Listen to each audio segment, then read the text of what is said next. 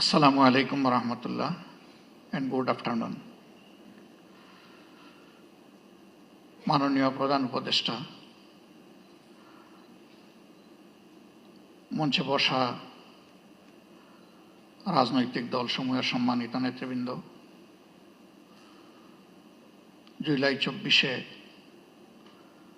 ক্ষতিগ্রস্ত শহীদ পরিবারের সম্মানিত সদস্যবৃন্দ, সামনে বসা সম্মানিত অতিথিবৃন্দ, শহীদ এবং আহত পরিবারের সম্মানিত সদস্যবৃন্দ, সাংবাদিক বন্ধুগণ, প্রথমে আমাকে এখানে ইনভাইট করার জন্য আমি আজকের আয়োজক সংস্থা ইউনাইটেড নেশনস অর্গানাইজেশনের কান্ট্রি অফিসকে আমি ধন্যবাদ জানাচ্ছি। আসলে কিছু আশঙ্কা, ব্যথা এবং কিছু আকাঙ্ক্ষা নিয়ে আমি এখানে দাঁড়িয়েছি। 15.5 বছর জাতির উপরে অত্যাচারের যে স্টিম রোলার চলেছে, এর দ্বারা অনেকেই ভিক্টিমাইজড হয়েছে। জুলাইটা ছিল তার শেষ পরিণতি। শুরুটা ছিল কার্যত 2009 সালের 25 এবং 26 ফেব্রুয়ারি ঢাকার পিলখানায় 57 জন দেশপ্রেমিক চৌকস, প্রতিশ্রুতিশীল, বিভিন্ন পর্যায়ের সামরিক কর্মকর্তাকে হত্যাকাণ্ডের মধ্য দিয়ে বাংলাদেশের উপর ফ্যাসিজমের থাবা শুরু হয়। তারপরে একে একে রাজনৈতিক দল, প্রথমে আমাদের দলটাকে দিয়েই শুরু করা হয় এবং শেষ পর্যন্ত যারা অপোজিশনে ছিলেন তারা কেউ বাদ পড়েননি। শুধু রাজনৈতিক দল নয়, এদেশের আলেম সমাজ, সাংবাদিক সমাজ, বুদ্ধিজীবী সমাজ, ব্যবসায়ীরা কেউই কিন্তু ফ্যাসিবাদের থাবা থেকে বাদ পড়েননি। অনেক সাংবাদিকের জীবনও চলে গিয়েছে, আবার কাউকে কাউকে জেলের ভাত খেতে হয়েছে। এমনকি হিউম্যান রাইটস নিয়ে যারা কাজ করেন তাদেরকেও সত্য কথা বলার জন্য জেলে থাকতে হয়েছে।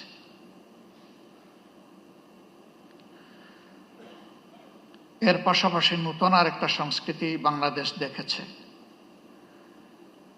যেটাকে বলা হয়েছে আয়নাঘর। এ সংস্কৃতি এর আগে বাংলাদেশ কখনো দেখেনি এবং ব্যক্তিগতভাবে আমি নিজেও তার সাক্ষী। শেষবার 22-12 ডিসেম্বর যখন আমাকে গ্রেফতার করা হয়, যে জায়গাটায় আমাকে রাখা হয়েছিল, এমন কিছু মানুষ, কিছু মুখ আমি দেখতে পেয়েছিলাম যাদের মুখে বিষণ্ণতার প্রচন্ড ছাপ।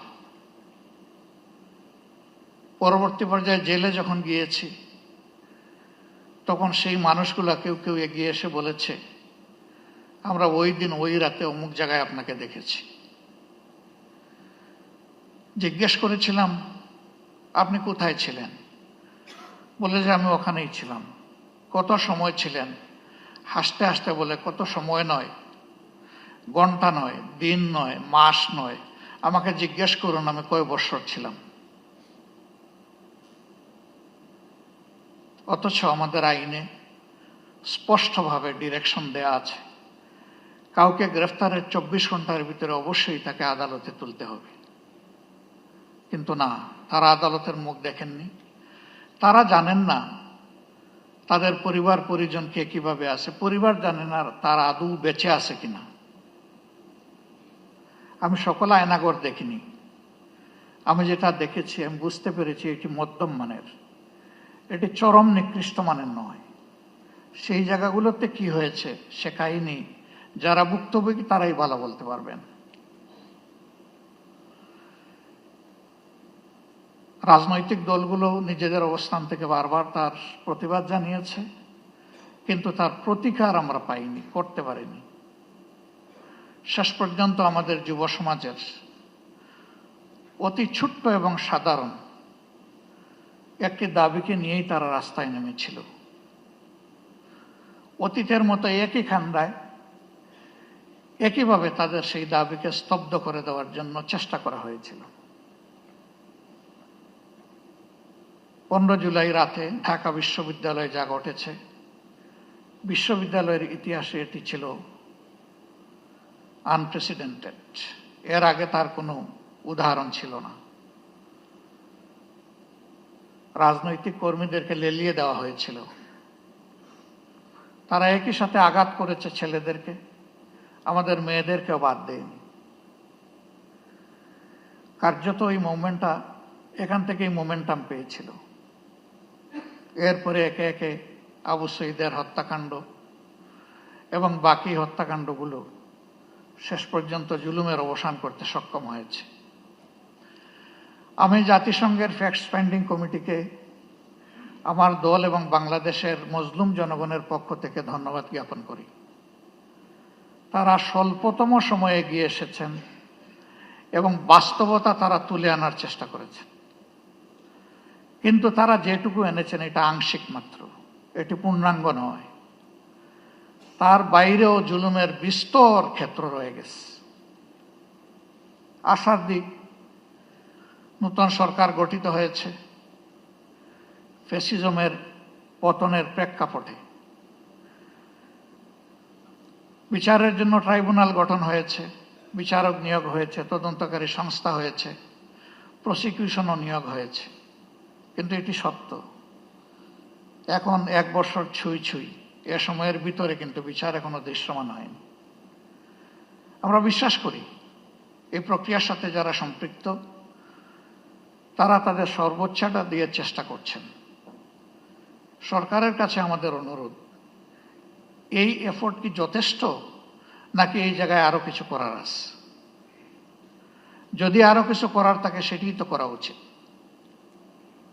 সারা বাংলাদেশে আমার মতো আপনারা অনেকে ঘুরেন, সব জায়গায় তো কান্নার রোল। কেউ আপনজন হারিয়ে, আর কেউ নিজেকে হারিয়ে।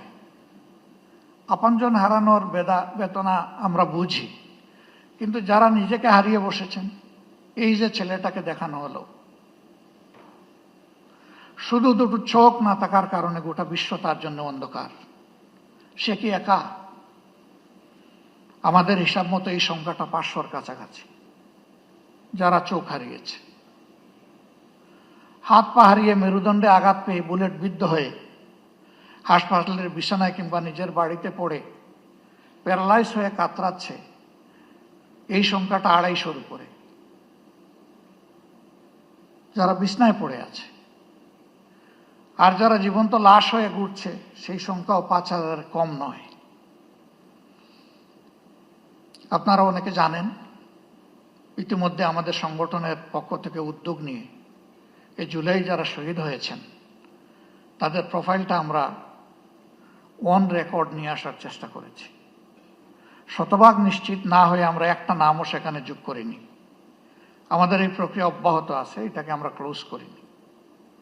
12 ভলিউমের এই শহীদ স্মরণিকা আমরা সকলের হাতে পৌঁছে দিতে পারিনি, তবে আমাদের ওয়েবসাইটে বাংলা, ইংলিশ এবং আরবিতে ইতিমধ্যেই আপলোড করা আছে। সেটা কেউ ভিজিট করলে আমরা খুশি হব। আমরা এবার হাত দিয়েছি যারা জীবন্ত শহীদ তাদের জীবন নিয়ে, এই অন্ধ, পঙ্গু, হাসপাতালের বেডে পড়ে থাকা প্যারালাইজড, তাদের বিষয়টা তুলে আনার জন্য। আমি সরকারকে অনুরোধ করব, এই কাজটা পূর্ণাঙ্গ যথার্থতা পাবে যদি সরকারি উদ্যোগে এটা হয়। আমরা আমাদের দিক থেকে পূর্ণ সহায়তা দিব ইনশাল্লাহ, যা আমাদের কাছে ম্যাটেরিয়ালস আছে তা দিয়ে, এবং আরো যা প্রয়োজন আছে আমাদের পক্ষে সম্ভব সঙ্গত সবকিছু দিয়ে। ইতিহাস যেন হারিয়ে না যায়, ইতিহাসটাকে ধরে রাখা উচিত এবং শ্রদ্ধার সাথে এটা আমাদেরকে স্মরণ করতেই হবে। আজকে আমাদের এই বসাটাও ওই ত্যাগের বিনিময়ে। ওই ত্যাগটা না হলে আমার নিজেরও অবস্থা কি হতো আল্লাহ ভালো জানেন। এখানে আমরা যারা আছি কে কোন অবস্থায় থাকতাম সেটা আল্লাহ ভালো জানেন। কাজেই আমাদের শহীদরা এবং জীবন্ত শহীদরা আমাদের অ্যাসেট, তারা আমাদের বোঝা নয়, এই স্বীকৃতি আমাদেরকে দিতে হবে।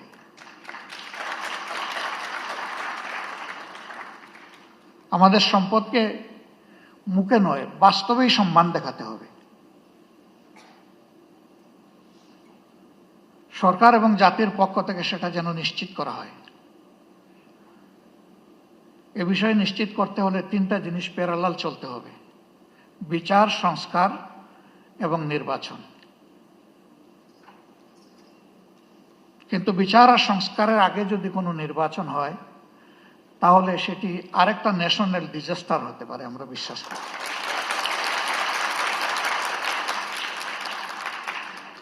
গত ২৬ তারিখ চীন মৈত্রী সম্মেলন কেন্দ্রে, সেখানে শহীদ পরিবার সোসাইটির একটা আয়োজন ছিল।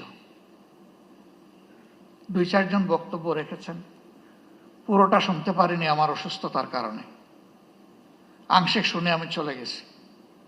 তাদের প্রত্যেকে অত্যন্ত সিংহের মতো গর্জন করে বলেছেন, বিচার না দেখা পর্যন্ত আমরা কোনো নির্বাচন দেখতে চাই না।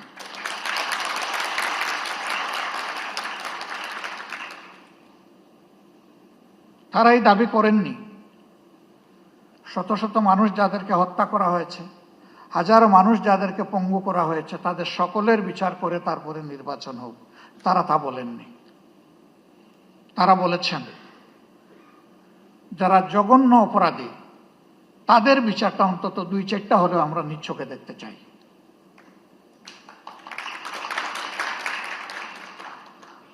আমরা দেশ এবং জাতিকে ভালোবাসি সবাই। জাতিসংঘ ফ্যাক্টস ফাইন্ডিংয়ে যে ফ্যাক্টসগুলা তুলে এনেছে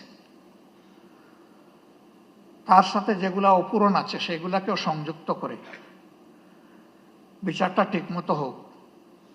তবে আমি অত্যন্ত দৃঢ়তার সাথে বলবো যে ও বিচার আমাদের উপর করা হয়েছে, দল হিসাবে আমাদের নেতৃবৃন্দকে খুন করা হয়েছে বিচারিক আদালতে, এ ধরনের কোনো বিচারও দেখতে চাই না। বিচারটা যেন শতভাগ ট্রান্সপারেন্ট এবং ন্যায্যতার ভিত্তিতে হয়। এবং পার্সোনালি আমি বিশ্বাস করি ন্যায় বিচার প্রতিষ্ঠিত হলে কোনো অপরাধী পার পাবে না ইনশাআল্লাহ। যারা মানুষ খুন করেছে তারা তাদের ন্যায্য পাওনাটা বুঝে পাবে এবং বিচারহীনতার অথবা বিচারকে ধামাচাপা দেওয়ার যে সংস্কৃতি সেটা দূর হবে।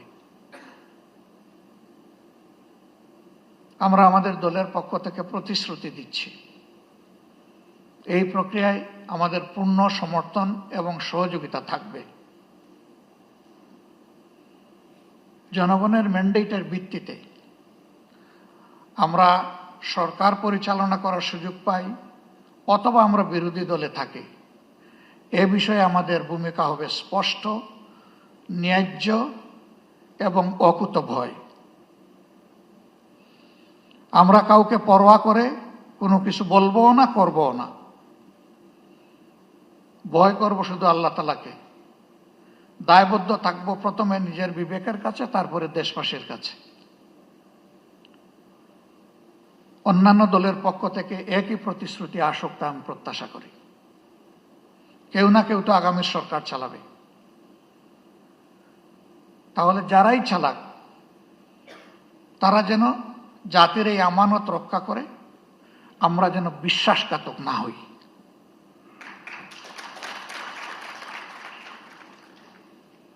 আল্লাহ রাব্বুল আলামিন এই ন্যায় বিচার কায়েমের পথে আমাদের সরকার এবং জুডিশিয়ারি দুইটাকে আপোষহীন পথ চলার তৌফিক দান করুন। এবং আমি এখানে আরেকবার বলবো, জুডিশিয়ারি আমাদের স্বাধীন, এই কথা শুনতে শুনতে কান দুটো প্রায় বন্ধ হয়ে যাওয়ার উপক্রম হয়েছে।